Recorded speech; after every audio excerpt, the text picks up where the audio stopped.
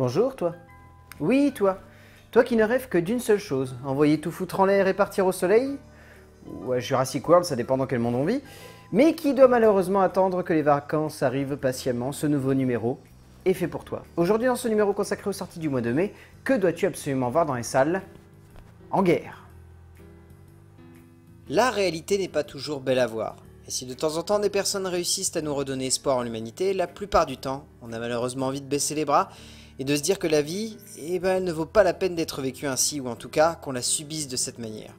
Alors si vous êtes dans ce genre d'état mais version dépressive, je vous déconseille de voir le film de Brisé. Mais sinon, il est indéniable que le long métrage du cinéaste français vous donnera envie de taper du poing et de vous mettre en rage face à la société et surtout face aux injustices auxquelles l'humanité doit faire face aujourd'hui en criant une bonne fois pour toutes « Ça suffit !»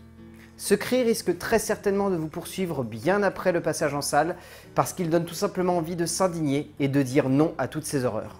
Non et encore non. Brisé a envie de crier cela, et il le fait par le biais d'un moment de cinéma d'une intensité folle, parvenant à la fois à être d'un réalisme cinglant et puissant, tout en parvenant également à créer une œuvre de fiction qui prenne aux tripes par le biais d'une mise en scène inventive et intense surtout. Les choix musicaux, l'ensemble du montage, le travail du rythme, l'hyper-réalisme des séquences filmées à la BFM TV, tout cela crée un ensemble qui impressionne et qui surtout laisse un goût fort en bouche. Celui d'avoir vu une œuvre captant avec une puissance dingue, une forme de vérité qui fait mal et qui surtout démontre bien un travail émouvant depuis plusieurs années de la part du réalisateur français.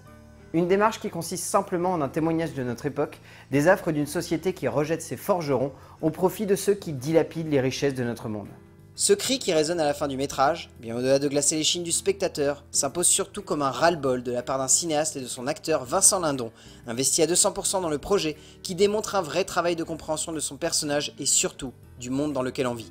Les séquences de débat et de tentatives de négociation de ce film s'imposent comme des modèles de compréhension de chaque outil de création cinématographique, en même temps que des instants de réalisme qui pulvérisent tout ce que l'on a pu voir dans le monde du cinéma actuellement, pour une œuvre brillante et saisissante, qui ne vous lâchera pas à la sortie de la salle et bien plus longtemps après. Vous l'aurez compris, donc foncez voir En guerre. C'est un film monumental, une œuvre intense, puissante, bref, c'est tout ce qui fait la force et la maestria d'un chef-d'œuvre et d'un moment intense et puissant de cinéma.